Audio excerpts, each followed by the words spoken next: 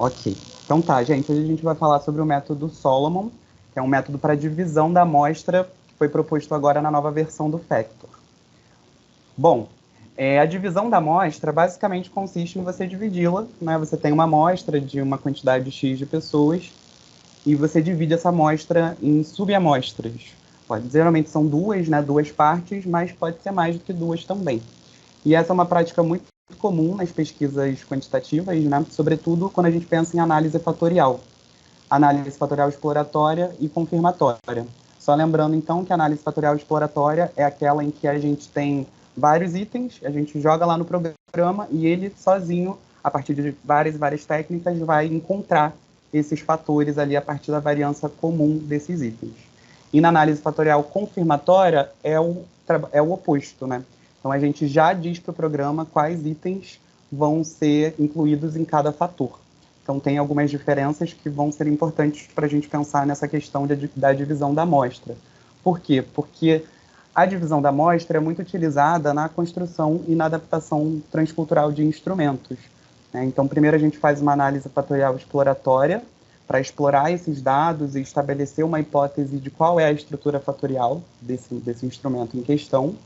E aí depois, com a outra parte da amostra, a gente faz uma análise fatorial confirmatória para entender se é equivalente, se esse modelo que foi encontrado na exploratória se confirma também na confirmatória. E isso seguindo basicamente o princípio da replicabilidade, né, que é um dos princípios que rege a nossa prática científica, que é justamente analisar essa estabilidade dos resultados de determinado estudo em outros estudos, né? Só que, como eu disse para vocês, até então o método de divisão aleatória era o mais utilizado para esse fim. Então, muita gente utiliza o SPSS para fazer isso, na função selecionar casos, que você consegue selecionar uma determinada porcentagem ali da amostra e dividir sua amostra a partir disso.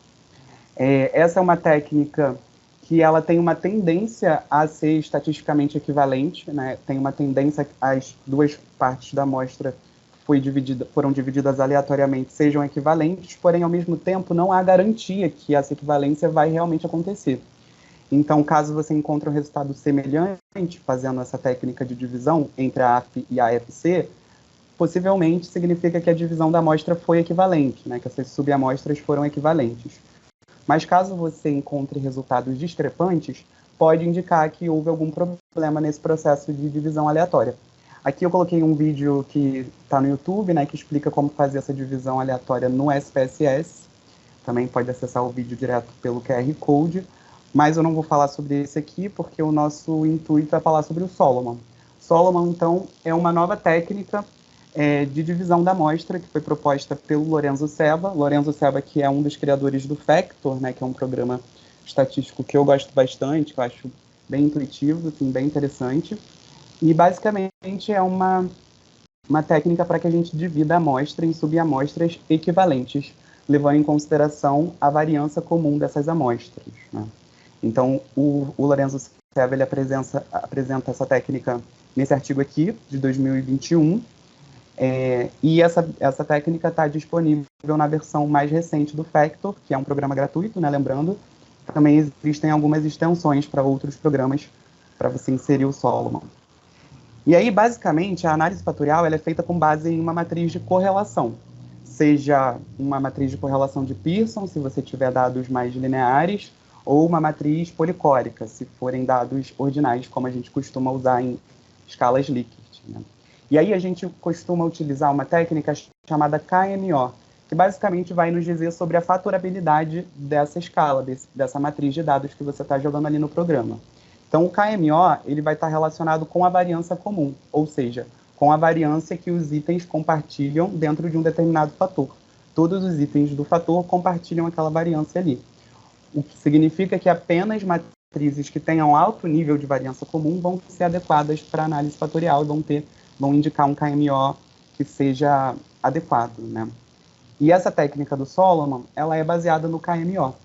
Então, para que essas subamostras sejam equivalentes, a ideia é que elas devem ter uma quantidade similar de variância comum. As duas partes têm que ter a mesma variância, basicamente.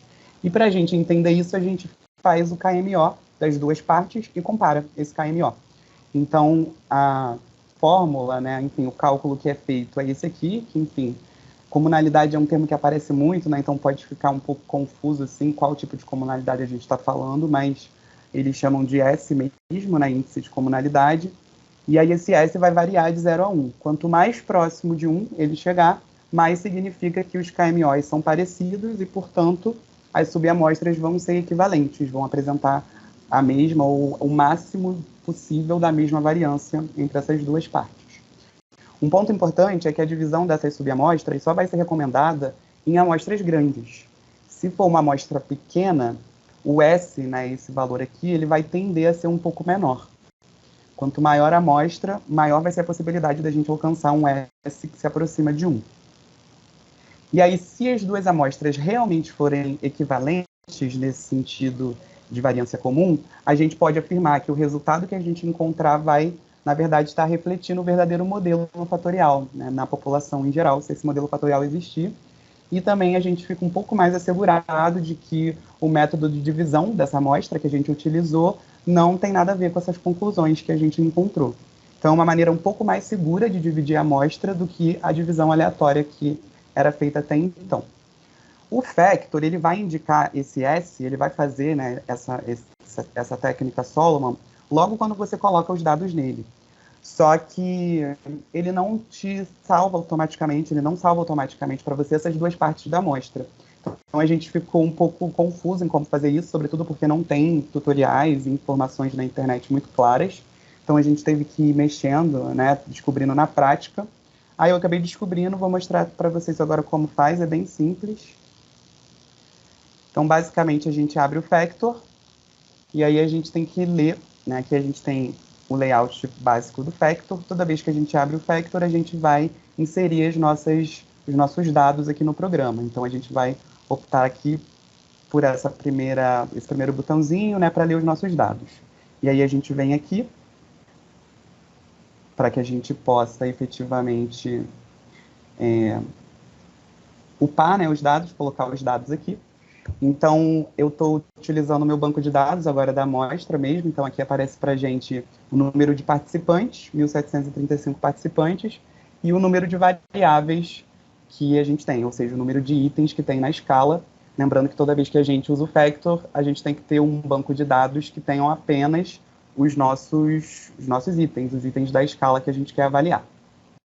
Basicamente, para começar isso, e a gente vem aqui, então, depois de upar o banco de dados e clica em Open Single Group Dataset. E aí ele vai computar algumas coisas. No caso, ele vai computar exatamente o Solomon, né? Como eu disse para vocês, é uma técnica que ele faz sozinho e ele já apresenta essas informações para você aqui logo de início. Depois, essas informações elas vão sair no output, né? Nos resultados da análise fatorial exploratória, mas ele não salva sozinho essas duas partes da amostra. Então aqui, ó, a gente consegue ver o KMO da primeira parte da amostra e o KMO da segunda parte da amostra. Com base naquele cálculo que eu mostrei para vocês, ele vai indicar o S aqui. Então, a gente teve um S de 0,99, ou seja, quase 1, indica que essas subamostras, né, que ele dividiu aqui, são equivalentes. Então, é só apertar OK e seguir para o próximo passo, que seria fazer a configuração da análise. Quando a gente clica aqui, a gente tem essa tela, que é a tela em que a gente decide todas as técnicas, enfim, tudo que a gente vai fazer na nossa análise fatorial exploratória, mas a gente não vai utilizar essa tela, e sim essa aba aqui anterior, ó, configuração de dados. A gente clica aqui, e aí a gente consegue ver essas duas divisões da amostra que foram feitas pelo Solomon. Para que a gente consiga salvar essas duas partes isoladamente, a gente precisa deixar apenas uma delas aqui nos grupos incluídos para análise. Então, a gente clica na segunda parte da amostra e joga ela para os grupos excluídos da análise. Então, aqui a gente ficou só com a primeira parte da amostra e agora é só a gente salvar. Então, tem esse botão aqui, salvar dados selecionados, a gente clica aqui e salva a nossa primeira parte. Depois, a gente faz o trabalho oposto. Volta aqui com a segunda parte para o grupo de dados incluídos e elimina a primeira parte da amostra. Novamente, salvamos aqui a amostra, segunda parte da amostra. Pronto, salvamos as duas partes da amostra. Só clicar em OK. Opa. Agora o Factor não vai ser mais interessante para a gente aqui para a gente conseguir terminar de fazer essa divisão, porque o que acontece? O Factor dividiu as duas partes, só que ele cria um novo item, de certa forma, uma nova variável, que é a variável dizendo se é a primeira parte da amostra ou a segunda parte da amostra. Então, vocês estão vendo aqui ó, que a gente tem a matriz de dados, né? Todos os itens e a variação dos itens. E aqui nessa primeira coluna, está mostrando para a gente que faz parte da primeira parte da amostra. Mesma coisa na segunda. Na segunda, vai dizer para a gente que a gente está na segunda parte da amostra. Aqui, no bloco de notas, não tem como a gente selecionar uma coluna. Então, seria muito mais fácil se a gente conseguisse só selecionar aqui a coluna e pronto, né? Eu até tentei vindo aqui em quebra automática de linha, mas nada do que eu tentei solucionou esse problema. Então, eu tentei duas opções para solucionar isso, porque a gente precisa excluir essa primeira coluna aqui, porque o Factor ele não vai aceitar esse banco de dados, uma vez que tem um item, no caso, esse item que indica se é a primeira ou a segunda parte da amostra, que não tem variação nenhuma. Então, se não tem variação, não tem como a gente fazer essa análise, né, no Factor. Então, eu tentei no Excel, só que o Excel, ele até faz isso, né, de excluir essa coluna. Porém, pelo menos o meu Excel, ele não salva em DAT, que é o formato que a gente precisa para fazer análise fatorial exploratória no Factor. Então, a solução que eu encontrei para isso foi utilizar o próprio SPSS.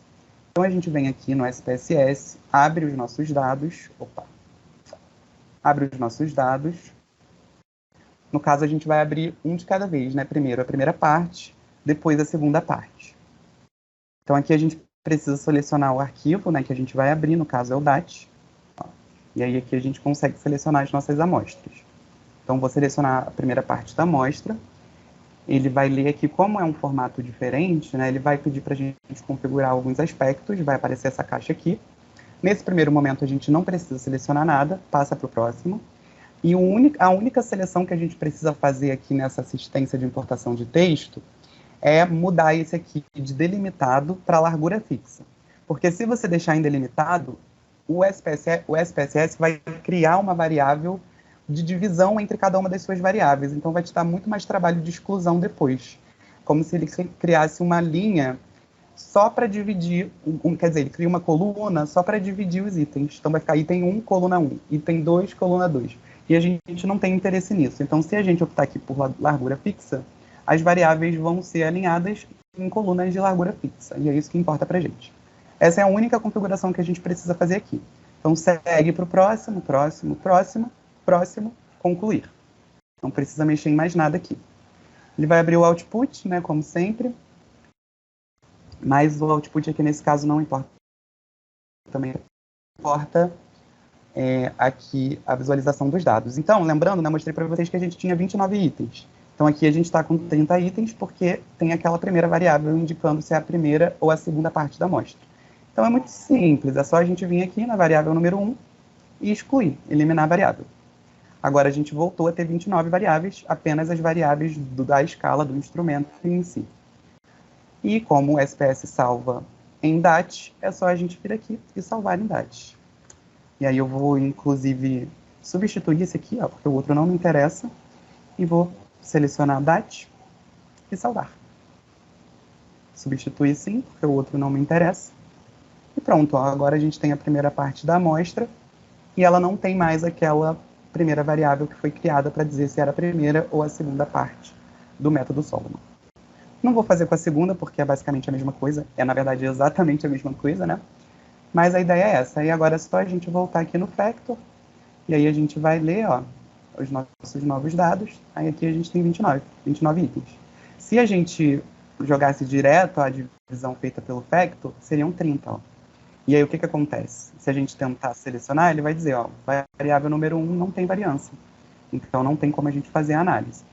Certo? Então é isso, basicamente. Só finalizando aqui alguns outros pontos. Essa divisão, em geral, é feita em duas partes, né? Parte 1 da amostra e parte 2.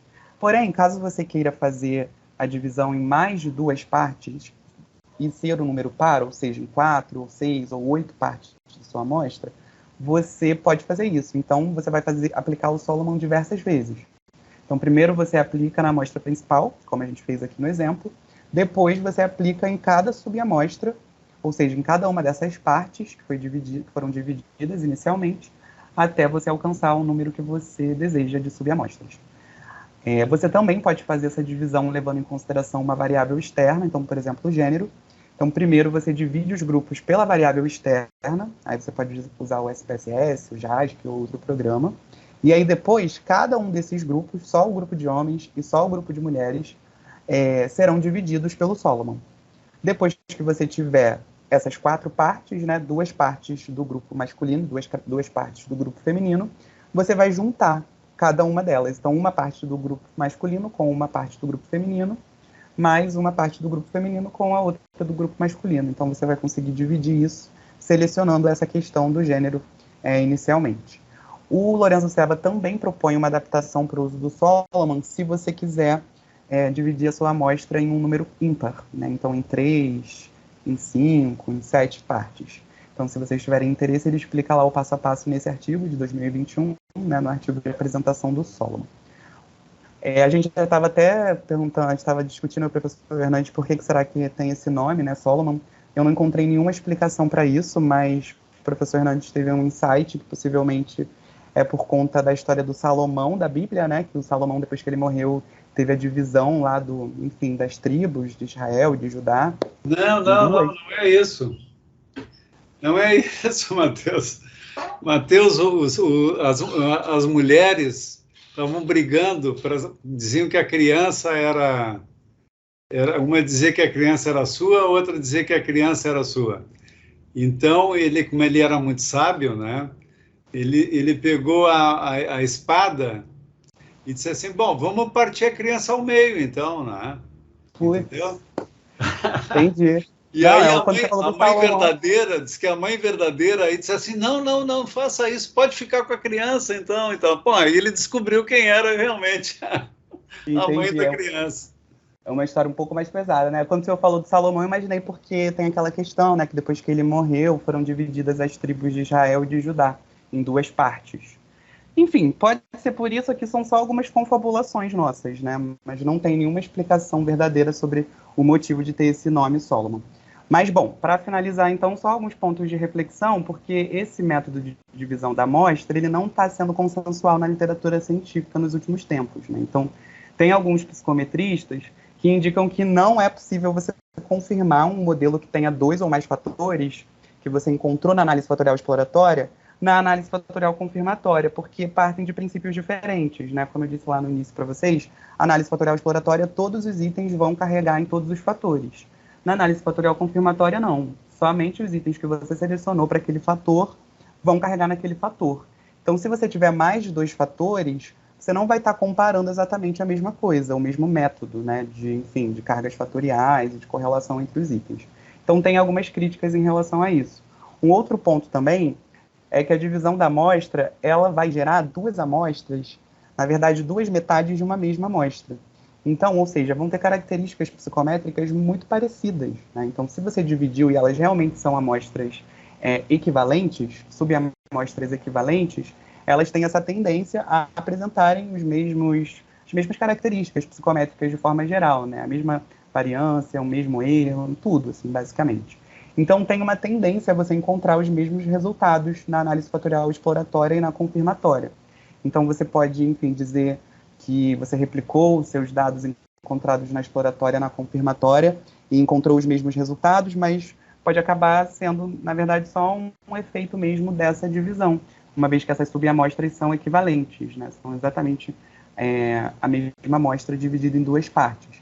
Então, se você tiver um número pequeno de pessoas na sua amostra, né, uma amostra pequena, é melhor você não dividir, porque você vai acabar perdendo o poder amostral quando você faz isso, né? Então, não é indicado nesses casos quando você tem um N menor. Um outro ponto também é que muita gente fazia essa divisão anteriormente porque a análise fatorial exploratória, ela não dava, antigamente, né, alguns índices que agora ela dá, como, por exemplo, os índices de ajuste. Então, muita gente fazia análise fatorial exploratória com uma parte da amostra e fazia análise fatorial confirmatória com a outra, justamente para poder obter esses índices de ajuste. Agora, isso não se justifica muito, uma vez que a própria análise fatorial exploratória já vai te dar um monte de indicativo, como, por exemplo, os índices de ajuste, né? Então tem que pensar um pouquinho aí até que ponto vai fazer sentido fazer essa subdivisão para fazer exploratória e confirmatória. Além disso, se o seu objetivo é avaliar a estabilidade e a invariância desse seu modelo, né, pensando lá na replicabilidade, existem hoje em dia outras técnicas que são mais recomendadas para você fazer isso do que você comparar exploratória e confirmatória, como, por exemplo, a análise fatorial confirmatória multigrupo, né? Então você vai ver a invariância daquele modelo ali em diversos grupos determinados por variáveis sociodemográficas que você determinar. Então, se você tem esse objetivo de avaliar a estabilidade, a invariância, talvez seja melhor você fazer uma confirmatória multigrupo do que dividir a sua amostra e fazer isso, né, fazer essa comparação entre a exploratória e a confirmatória. Então, dependendo do seu objetivo, talvez não faça sentido você fazer isso. Mas, ainda assim, a divisão da amostra pode ser pertinente em alguns modelos metodológicos, né? Então, por exemplo, eu estou fazendo isso porque eu fiz análise fatorial exploratória com a metade da amostra. Para começar, eu consegui uma amostra muito grande, né, com um número bem representativo, assim, de forma geral, 1.700 e poucas pessoas. Então, mesmo dividindo a amostra, eu continuei com amostras grandes, né, 800 e poucas pessoas em cada uma das partes da amostra. E aí, o que eu fiz? Na primeira parte da amostra, eu fiz uma análise fatorial exploratória, e aí eu solicitei um monte de indicativo, porque o meu objetivo, como a coleta principal da tese vai ter muitos e muitos instrumentos, né, muitas escalas, o meu objetivo era reduzir essa escala, criar uma versão reduzida. Então, o que eu fiz? Eu fiz análise fatorial exploratória com a primeira parte da amostra e solicitei para o programa um monte de indicativo para eu analisar a qualidade desses dados. Então, eu pedi análise de covariância residual, análise de discriminação dos itens com base na teoria de resposta ao item, uma outra técnica também, que é a técnica de medida de importância de Pratt, que é como se fosse um tamanho de efeito, enfim. São técnicas que antes não estavam disponíveis na análise fatorial exploratória, mas que agora estão, e você pode analisar os seus dados, né, a matriz que você encontrou, enfim, a partir desses indicativos que a própria análise fatorial exploratória te dá. Então, eu fiz isso com a primeira parte da amostra, e agora, com a segunda parte da amostra, eu não vou estar confirmando exatamente o mesmo modelo. Na verdade, eu vou confirmar esse modelo reduzido que eu criei, né, que eu produzi a partir desses indicativos que a análise fatorial exploratória me ofereceu. Então, é um modelo metodológico que, de certa forma, permite que essa divisão faça sentido, né? Uma vez que, se fosse apenas para comparar os modelos, o mesmo modelo exatamente, não faria mais tanto sentido, já que a própria AF me dá índices de ajuste e diversos indicativos que anteriormente só a confirmatória dava. Então, basicamente é isso. Assim, caso vocês precisem dividir a amostra de vocês, é melhor dividir pelo método Solomon do que dividir aleatoriamente pelo SPSS, uma vez que o Solomon vai permitir que a gente tenha subamostras equivalentes no sentido da variância. Certo, gente? É isso. Pô, Matheus, muito obrigado, hein? Excelente, né? Tem uma mãozinha de obra ali, mas também não é tão complicado assim, né? Tem que usar mais de um software. Então, foi isso que tu conseguisse resolver o Pode ser, professor, problema. que tenha alguma forma de apagar aquela coluna lá no Eu também não descobri, mas eu não Matheus. descobri como. Mas é possível, é muito possível que tenha. Eu também não consegui descobrir, né? Também não fui muito atrás, né? Porque também não tinha muito tempo e tal. Mas eu justamente chegou ali naquele momento, né? Daquele arquivo de texto, né? Que eu digo, poxa, e agora, né? E eu consegui levar ainda essa amostra lá para o JASP. Acho que eu queria levar para o JASP. Mas aí eu tive que trabalhar com aqueles incômodos lá que tu relataste aí, né? Que é ter aqueles espaços entre cada coluna ali, entre cada variável, né? E aquilo ali me deu um pouco de dor de cabeça, né? Porque aí eu tinha que selecionar. Muito bom, né? Realmente, assim, foi excelente essa tua contribuição aí, né? Vai ajudar, eu acho que muita gente que... O Wanderson acho que sabe como apagar aquela coluna de uma maneira mais fácil, né, Wanderson? Bom, então olha aí vamos ter mais né, vai agregar mais um valor aí nisso, hein? Sim. Deixa eu compartilhar com vocês aqui, rapidinho. Deixa eu abrir aqui. Bom, existe um programa que se chama TextPad. Ele é fácil de você encontrar. Tá? Então aqui tem os dados aqui, né, de uma pesquisa nossa. E aí o que você vai fazer? Você vai selecionar a coluna em questão. No caso essa daqui, né? Aí você vem em configurar e aí modo de seleção em branco, né? Na verdade ele vai estar assim, né? Normalmente assim, tá? E aí você vem em configurar e bota modo de seleção em branco. Aí você seleciona, você faz a seleção aqui e você simplesmente aperta o delete e ela vai embora. Que maravilha. Mas esse programa é online, Wanderson, ou tem que baixar? Não, você tem que baixar facinho. Ele é 0800 também, você consegue baixá-lo. E aí você usa e faz essas alterações aqui. Você pode apagar coisas específicas. Não necessariamente uma coluna, né? Depois você tem que dar uma ajustada. Mas para a coluna é maravilhoso. Você pode copiar isso daqui e jogar diretamente para o Word também. Ele vai manter essa coesão ali das colunas e tal. É muito bom. E aí depois ele salva em DAT, Wanderson? Sim, salva em DAT. Ah, salva em DAT. Aí você pode abrir com o próprio Word, com TextPad, ou com bloco de notas, ou qualquer outra coisa que abra algo nesse formato.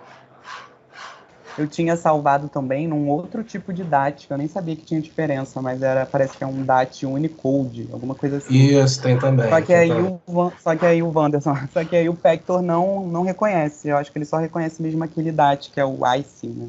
Isso, infelizmente. Então, esse programa aí salvando também nesse formato já dá uma facilidade. Salva, é muito bom, muito bom. Então, deixa eu parar aqui. Que maravilha, então, não é? Tá mais... fica ainda mais simples essa operação, né? E beleza, né? Isso aí pode ser útil realmente, assim como foi para o Matheus. Eu também, lá naquela análise do altruísmo, né? O instrumento da Monique, que está aí na tese do Luiz. O Luiz também tinha uma boa amostra, né? O Luiz estava aí com 900 pessoas. E a gente aí, então, pensou também em fazer uma... Ali, no caso, nós fizemos a exploratória e a confirmatória, né? Então, realmente tem lógica isso assim também, né? Como muito bem apresentou o Matheus, né? O fato de dividir aleatoriamente não quer dizer que elas vão ser equivalentes, né?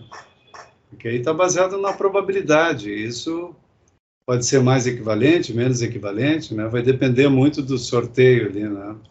Agora, dessa forma aí, baseado, né, nesse princípio do KMO, lá, né, da própria fatorialidade, você cria, né, a gente viu que aquelas duas medidas ali ficaram quase iguais, né? E deu quase 1, né? 99 o S, né? Então, realmente, aí são duas amostras que ficam quase iguais, né? Muito próxima de uma igualdade, né? Muito bacana. Excelente a tua apresentação, né? Acho que avançamos bastante nisso. Muito obrigado, Matheus. Obrigado ao Wanderson também, que eu acho que deu uma... Né? Vejo que quando a gente troca também, não é? Junta as inteligências todas e os conhecimentos aí, a gente juntos fica... Não há dúvida nenhuma, né? Já dizia lá o filmezinho aquele, né? Juntos somos mais fortes, né?